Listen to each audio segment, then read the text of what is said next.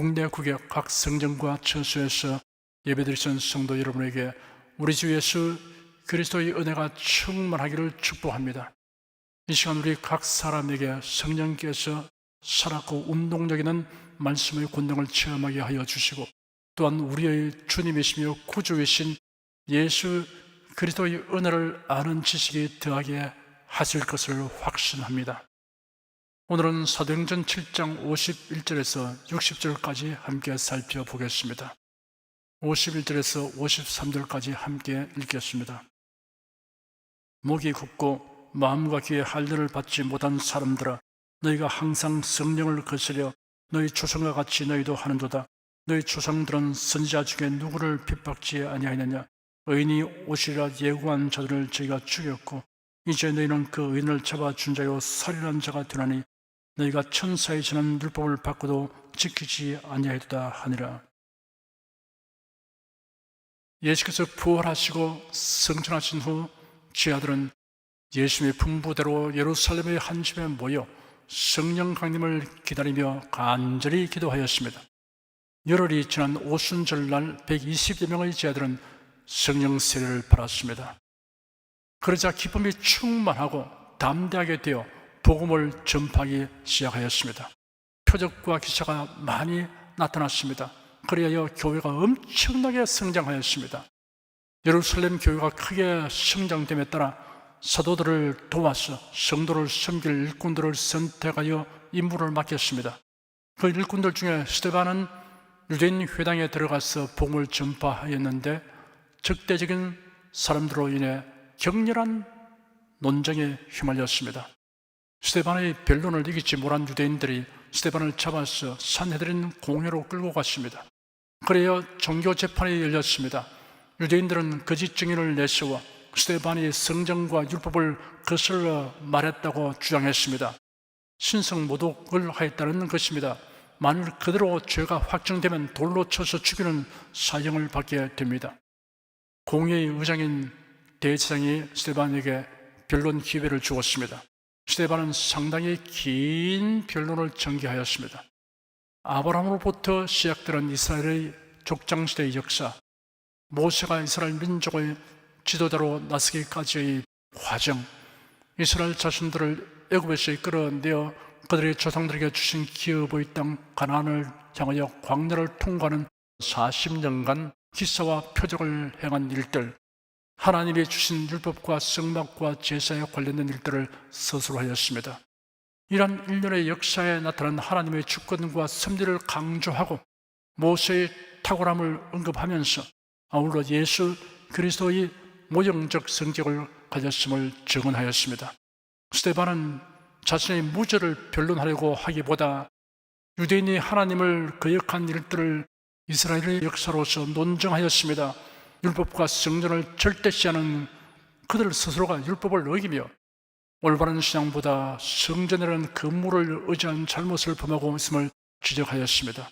스데반은 변론의 끝부분에서 직접적으로 유대인들과 공회원들의 죄를 신랄하게 책망하였습니다. 첫째, 성령을 거슬러 행하고 있다.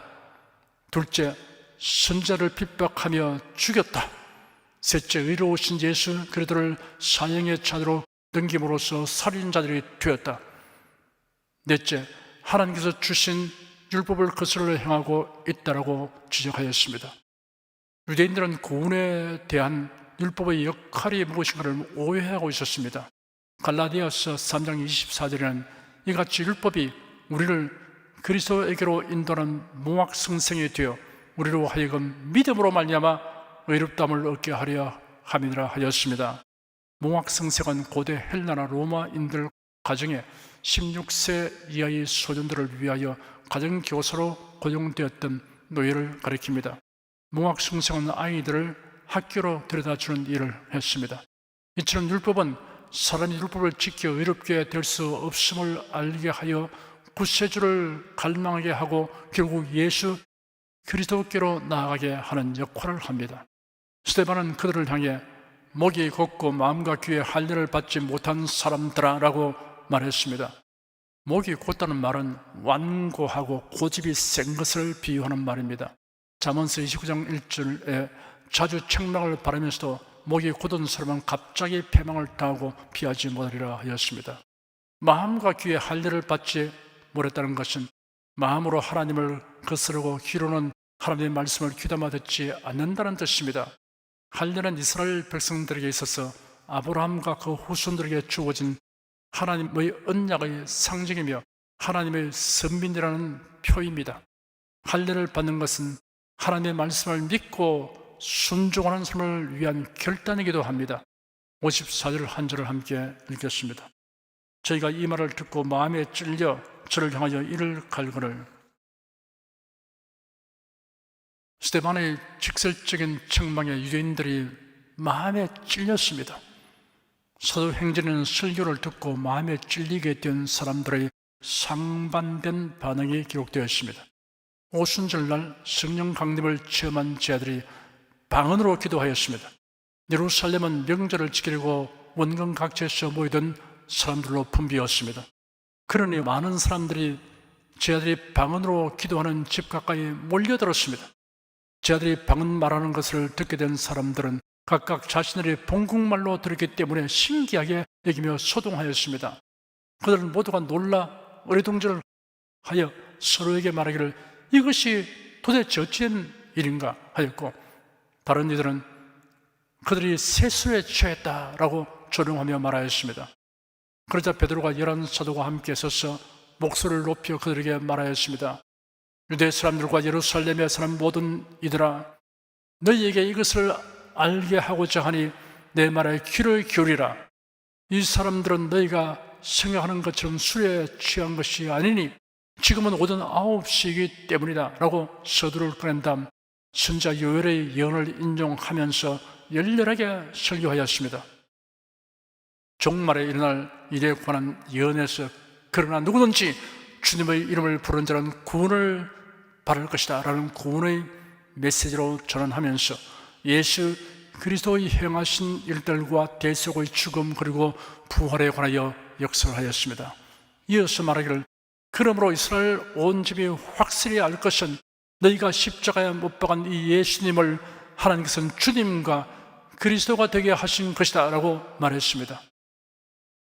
그들이 듣고 마음에 찔렸어 베드로와 다른 사도들에게 말하기를 형제들아 우리가 무엇을 해야 합니까? 하니 베드로가 그들에게 말하기를 회개하라.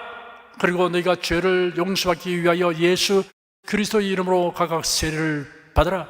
그러면 너희가 성령을 선물로 받을 것이다. 이 약속은 너희와 너희 자녀들과 먼데 있는 모든 이들 곧 주 우리 하나님께서 부르시는 모든 이들에게 하신 것이다. 너희가 이 사악한 세대에서 구원을 받아라 라고 권면하였습니다. 이 권면을 받아들인 자들이 회개하고 세례를 받았고 그날에 약 3,000명이 그리스도인이 되었습니다. 베드로의 설교를 들은 사람들이 마음에 찔려 형제들아 우리가 어찌할꼬 라고 반응을 하였으니 그들이 정령 복받은 사람들입니다. 그런데 본문 54절에는 산헤드린 공회원들과 스데반을 고소하는 무리들은 스데반의 설교를 듣고 마음에 찔려 저를 향하여 이를 갈았다고 하였습니다. 우리가 살펴본 대로 스데반은 요령부득하게 말한 것이 아닙니다. 방대한 역사와 사건들을 소리 있고 요연하게 전개하면서 결국 예수 그리스도를 증언하고 회개를 촉구하였습니다. 사도 베드로의 설교나 스데반의 설교는 모두 구원의 복음이었습니다. 하지만 이를 듣는 두 무리들의 반응은 천양지차였습니다. 귀중한 설교를 듣고 어떤 사람들은 회개하고 어떤 사람들은 이를 갈았습니다. 이러한 차이는 복음을 전하는 사람으로 인한 것이 아니라 듣는 사람들의 마음 자세로 인한 것입니다. 하나님의 말씀에 건강한 충고나 권고를 받을 때 반발하는 마음을 갖지 않아야 합니다. 자신에게 해당되는 메시지이면 마음을 열고 긍정적으로 수용해야 합니다. 그러면 유익한 결과를 얻게 됩니다. 55절, 56절 두 절을 함께 읽겠습니다. 스데반이 성령이 충만하여 하늘을 우러러 주목하여 하나님의 영광과 및 예수께서 하나님 우편에 서신 것을 보고 말하되 보라 하늘이 열리고 인자가 하나님 우편에 서신 것을 보더라 한데, 스데반은 자기를 죽이려고 결심한 듯한 사람들의 표정과 일을 가는 모습을 보았습니다. 그러나 그런 곧장 하늘을 우러러 주목하였습니다. 당면한 문제와 상황에만 집착하면 불안, 근심, 낙심이 증가되고 원망, 불평이 마음을 채웁니다. 그러나 상황과 현실을 무시해 버리는 것은 상황을 더 악화시킬 수 있습니다. 우리가 당면한 상황을 잘 살펴본 다음 하늘을 우러러 주목해야 합니다. 하나님을 앙망해야 합니다. 그러면 마음이 안정되고 하나님이 주신 위로와 소망을 얻게 됩니다. 살기가 등등한 사람들이 손에 돌을 들고 애워서는 모습을 본 스데반이 하늘을 우러러 주목하자 하늘이 열리고 하나님의 영광과 예수께서 하나님 우편에 서 계신 것을 보았습니다. 마가복음 16장 19절에 기록되기를 주 예수께서 말씀을 마치신 후에 하늘로 올리우사 하나님 우편에 앉으시니라 하였습니다.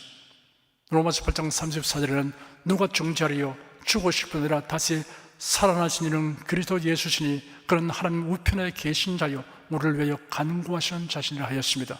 그런데 스데반은 예수님이 하나님 우편에 서 계신 것을 보았습니다. 그리스도를 위하여, 복음을 위하여, 교회를 위하여 핍박과 고난을 당하는 성도를 향한 주님의 관심이 어떠한가를 잘 나타내고 있는 장면입니다. 아마도 스데반을 향하여 밝은 표정으로 두 손을 내밀고 스데반 이리 올라오너라 라고 말씀하셨을 것입니다. 주님을 위해 핍박받는 자는 결코 외롭지 않습니다. 스데반은 지금 자신이 보고 있는 광경을 소리내어 형용했습니다. 보라, 하늘이 열리고 인자가 하나님 우편에 서신 것을 보노라 하였습니다. 57절 한 절을 함께 읽겠습니다. 저희가 큰 소리를 지르며 귀를 막고 일심으로 그에게 달려들어. 스데반의 설교는 탁월한 설교입니다. 그런데 공회에 모인 사람들은 큰 소리를 지르며 귀를 막았습니다. 듣기 싫어하고 거부하는 반응을 하였습니다. 그 사람이 어떤 말에 귀를 막는가를 알아보면 그 사람의 영적 상태와 영적 성향을 알 수 있습니다. 성경 말씀에 충실한 설교를 듣는 것을 좋아하는 사람이 있는가 하면 코믹한 만담 형식의 선정적인 표현들을 섞은 설교를 듣는 것을 좋아하는 사람이 있습니다.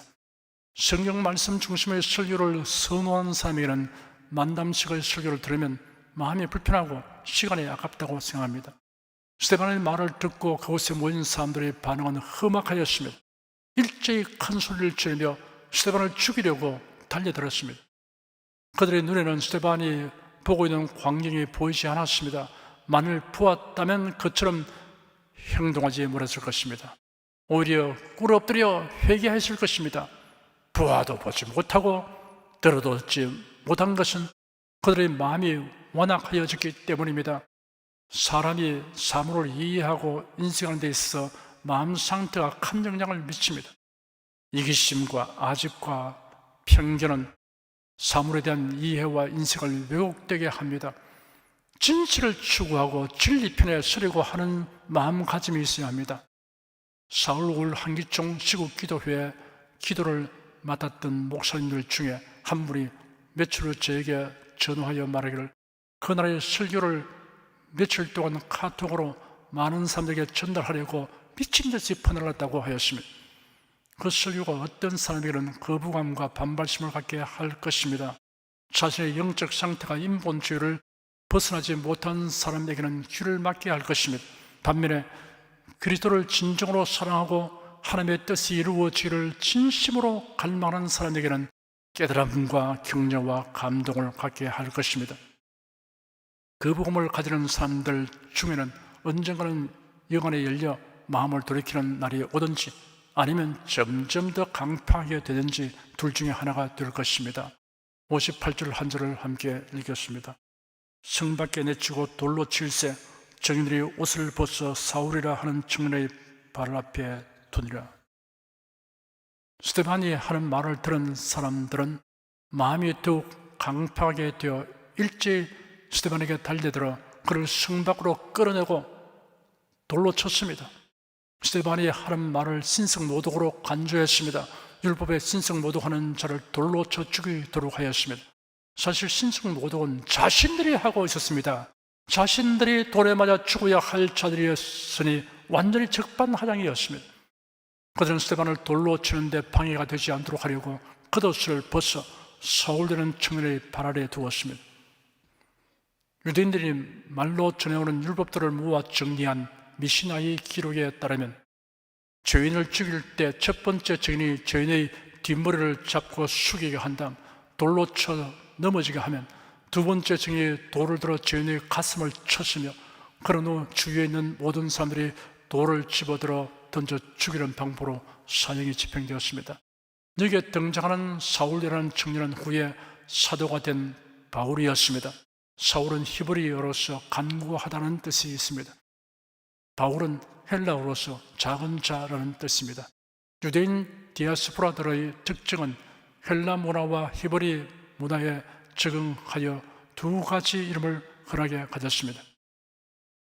사람들이 그들의 겉옷을 벗어 사울의 발 앞에 둔 것은 권위 있는 율법 학자인 가말리엘 문화 출신인 그를 증인으로 확보하기 위함이었을 것입니다. 바울은 이날 스데반이 순교당할 때 하는 말과 태도가 그의 뇌리에 박혀서 영영이 잊을 수 없을 것입니다. 그의 신앙과 선교 활동에 큰 영향을 미쳤을 것입니다. 59절, 60절 두 절을 함께 읽겠습니다. 저희가 돌로 스데반을 치니 스데반이 부르짖어 가로되 주여 주여 내 영혼을 벌하시옵소서 하고 무릎을 꿇고 크게 불러 가로되 주여 이 죄를 저들에게 돌리지 마옵소서 이 말을 하고 자니라.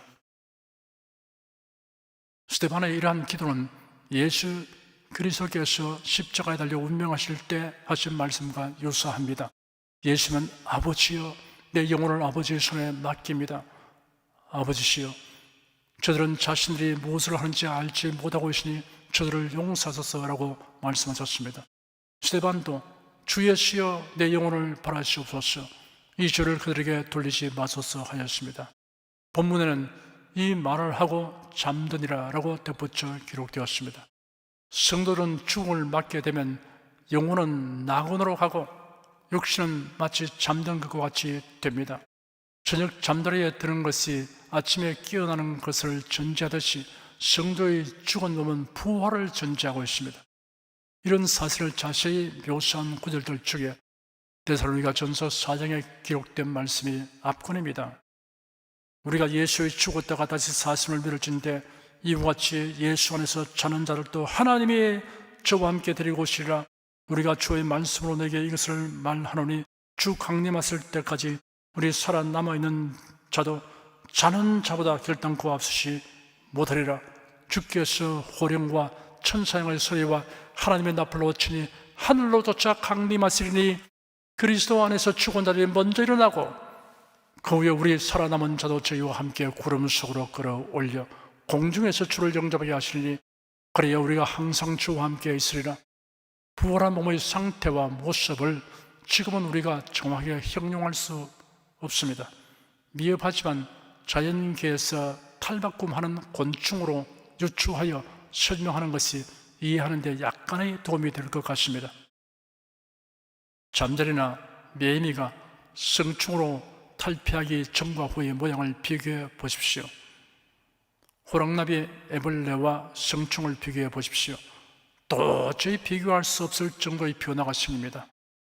이전보다 훨씬 우아한 자태가 됩니다. 활동 능력과 범위가 천양지 차이입니다. 성경은 부활한 몸을 영광스러운 몸, 신령한 몸이라고 하였습니다. 모습이나 기능에 있어서 현재의 몸은 도저히 비교할 수 없을 정도로 변화된 몸입니다. 하나님의 천지 창조 기사에 보면 하나님께서 모든 생물을 흙으로 지으셨다고 하였습니다. 생물체나 흙의 성분을 과학적으로 분석할 수 있는 오늘날에는 이 말씀의 진실함을 확정할 수 있습니다. 생물체의 중요한 성분은 산소, 탄소, 수소, 질소, 칼슘, 인, 황, 칼륨, 염소, 나트륨 등 10대 원소가 99.6%를 차지하고 있으며 그 외에 마그네슘, 요오드 등을 비롯한 미량 원소가 되어 있습니다. 이 모든 생명체의 성분 원소는 토양에 다 들어있는 원소입니다. 사람 몸은 세포로 되어 있습니다. 1kg 무게에 약 1조 개의 세포가 있습니다. 죽은 몸의 세포는 원소들로 분해됩니다. 몸이 매장되든 화장되든 혹은 짐승들에게 먹히게 되었든 부활하는데 문제될 것이 없습니다. 보잉 747 전보 제트 여객기는 450만 개의 부품으로 조립되어 있습니다. 조립된 물건은 대체로 분해하여 다시 조립할 수 있습니다. 하지만 부활은 말씀으로 천지를 만드신 하나님께서 성도의 몸을 다시 살아나게 하시는 것이기 때문에 고찬 설명이 사실상 필요하지 않습니다. 유명한 철학자가 프랑스 브루세 병원에 입원했습니다. 그런 폐수정 때문에 입원 한 달 동안 고통으로 인해 고함을 치고 절규했습니다. 그러면서도 죽음에 대한 불안과 공포 때문에 자기의 병명이 무엇인가를 곁에 있는 자기 가족에게조차 묻지 못했습니다. 그런데 이 사람만큼 글로서 현대인에게 영향을 미친 사람이 없을 정도로 그는 죽음으로부터의 자유라는 주제로 수많은 수필을 썼고 글을 남겼습니다. 그런 유명한 지성인으로 존경받으며 한 시대를 떠들썩하게 하였습니다. 그가 바로 이 한 세기에 커다란 발자취를 남겼던 실존주의 철학자 사르트르입니다. 입원한 지 한 달 만인 1980년 4월 16일 그런 병원에서 그렇게 세상을 떠났습니다. 그가 세상을 떠나고 난 후에 프랑스의 신문들이 떠들기 시작했습니다. 사르트르가 왜 이렇게 죽어야 하는가?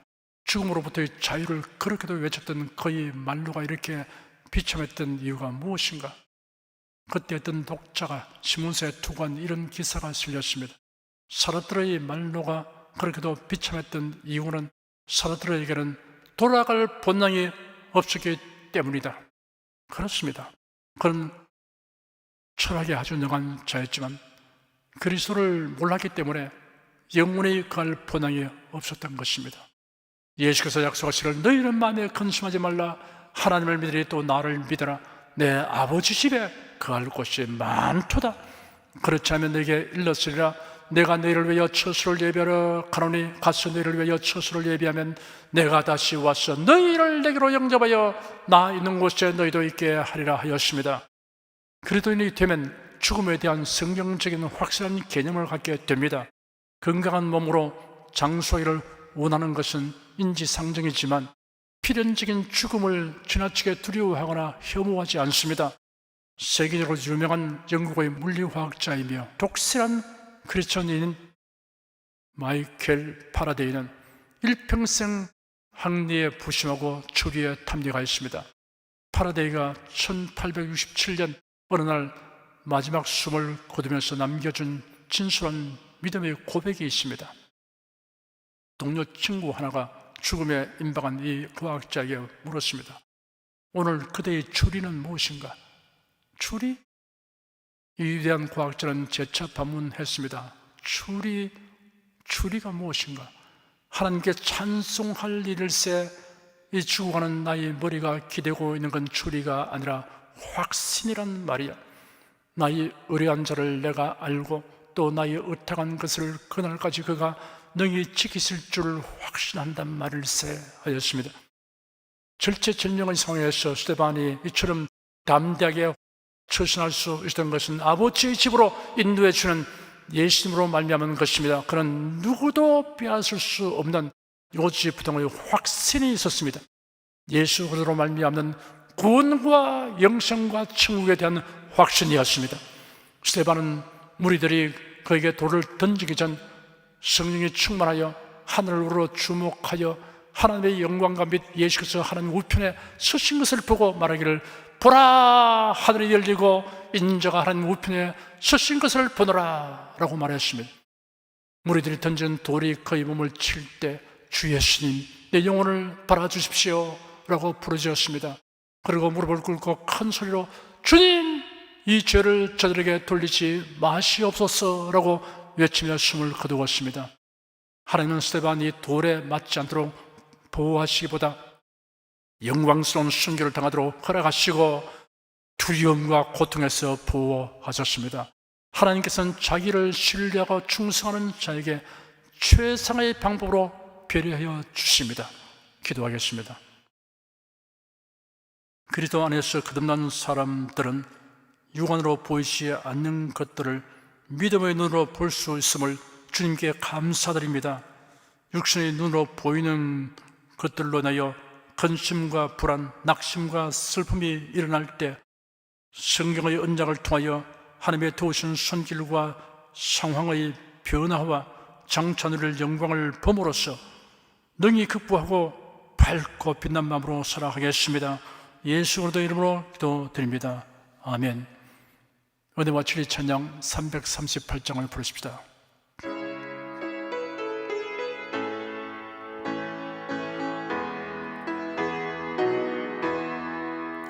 하늘 가는 밝은 길이 내 앞에 있으니 슬픈 일을 많이 보고 늘 고생하여도 하늘 영광 밝음이 어두운 건을 헤치니 예수 공로지하여 항상 빛을 보도다. 내가 걱정하는 일이 세상에 많아서 속에 근심밖에 걱정 널 시험하여도 주가 흘린 보배 피 모든 것을 이기니 예수 공로지하여 항상 승리하리라. 내가 천성 바라보고 가까이 왔으니 아버지의 영광 지배하실 맘이 또다. 나는 부족하여도 영접하실 터이니 영광 나라 계신 임금 우리 구주 예수라. 아멘. 여러분 중에 아직 예수 그리스도를 영접하지 아니하신 분이나 예수 그리스도 많이 구세주이시다는 믿음을 갖지 아니하신 분은 지금 저를 따라서 신앙 고백 기도를 하시기 바랍니다. 신앙 고백하는 유익과 복됨과 즐거움을 누리기 원하시는 성도 여러분도 따라서 기도하십시오. 하나님 아버지, 저를 불러주니 감사합니다. 예수께서 십자가에 못 박혀 죽으시고 죽음에서 부활하심으로 저희 모든 죄를 사하여 주시고 저를 구원해 주니 감사합니다. 예수님은 나의 구세주이시며 하나님이시며 주님이심을 믿고 고백합니다. 변함없이 하나님을 경외하고 사랑하고 의지하며 살겠습니다. 힘써 복음을 전하며 살겠습니다. 예수님 이름으로 기도드립니다. 아멘. 여러분 가슴에 손을 얹으십시오. 병약한 분들은 아픈 곳에 믿음의 손을 얹으시기 바랍니다. 너희 중에 병든 자가 있느냐 위하여 기도할지니라. 믿음의 기도는 병든 자를 구원하리니 주께서 저를 일으키시리라. 이러한 성경 말씀에 의거하여 우리가 하나님께 신주를 간구하오니 응답하여 주시옵소서. 병들어 고통하는 자들을 불쌍히 여기시고 치료하여 주시옵소서. 상한 몸, 약한 몸, 병든 몸을 다 고쳐 주시옵소서. 예수 그리스도 이름으로 명한다. 병만은 물러가라. 통증과 염증은 나을지어다. 암과 중량은 소멸될지어다. 확종자는 치유될지어다. 예수 그리스도 이름으로 명하노라. 지금 낫게 될지어다. 순식간에 나을지어다. 생활에 다오는 풍파는 고요하고 잠잠하게 하여 주시옵소서. 모든 일에 항상 모든 것이 능력하여 드리고 베푸는 일을 풍성하게 행하도록 하여 주시옵소서. 슬픈 일을 당한 성도들에게 주님께서 손 내밀어 붙들어 주시고 주님의 음성을 들려 주시옵소서. 슬픔으로 더 큰 위로가 임하여 속히 극복하게 하여 주시옵소서. 지혜와 명철을 우리에게 주셔서 모든 일을 바르게 분별하고 판단하며 선택하게 하여 주시옵소서. 어쩌나 오늘이나 동일하신 예수께서 지금도 우리를 용서하시고 치료하시며 위로하여 주시니 감사합니다. 주 예수 그리스도 이름으로 기도드립니다. 아멘. 내 믿음대로 될지어다. 기쁘고 감사한 마음으로 예물을 드리십시다. 천지 만물을 창조하시고 주관하시는 거룩하신 하나님 아버지, 지난 한 주간 우리를 주님의 돌보시는 은혜 가운데 살게 하시고 오늘 거룩한 주의 날에 성도들이 모여 신령과 진정의 예배를 드리게 하여 주시니 감사합니다. 이 시간 설교를 통하여 은혜와 진리의 말씀을 듣고 깨닫게 하시니 감사드립니다. 우리가 주님의 말씀대로 행하며 살기 원하오니 권능의 손길로 도와주시옵소서. 주님께서 베풀어 주시는 은혜에 감사하며 정성껏 예물을 드리오니 기쁘게 받아 주시옵소서. 우리 주 예수 그리스도 이름으로 기도드립니다. 아멘.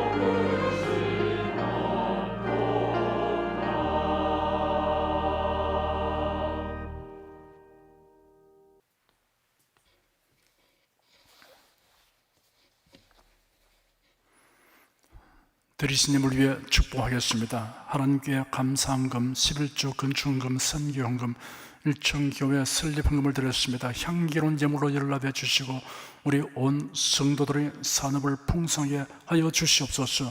주 예수 그리스도 이름으로 축복하며 기도드립니다. 아멘. 성령 부르겠습니다.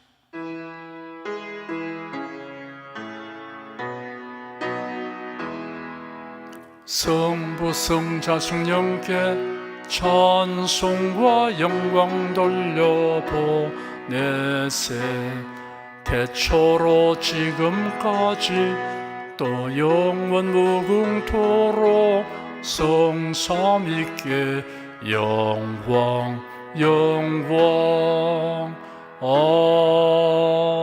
아멘. 우리 주 예수 그리스도의 은혜와 하나님 아버지의 사랑과 성령의 교통하심이 은혜와 진리 가운데 살아가는 모든 성도들 위해 임하시옵기를 축원합니다. 아멘.